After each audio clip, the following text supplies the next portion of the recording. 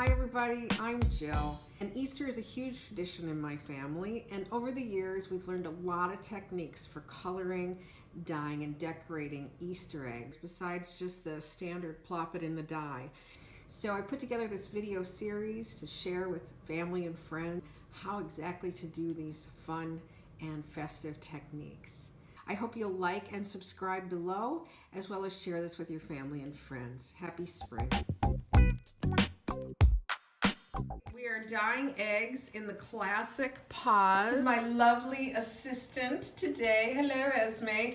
And she's going to start with the little tablets of color or dye. So take it away, Esme.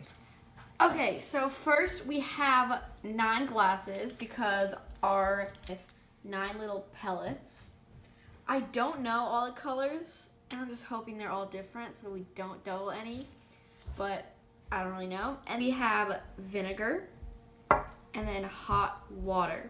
So on the back there are always directions. First you add the tablet. So I'm just gonna add a tablet. I'll do an example one first. So first thing, you add a tablet. Then you're gonna add 1 tablespoon of vinegar. And then you wait and let that dissolve. So while we let that dissolve, we're gonna do all 8 other ones. We're just gonna add 1 tablespoon of white vinegar. So it says add half a cup room temperature water. We're doing warm water because we think it makes the color stick better. And we're kind of just gonna eyeball this.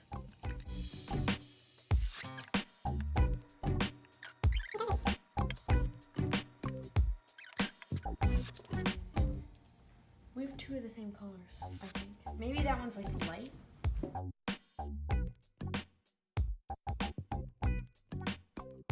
So now we have all the colors mixed together.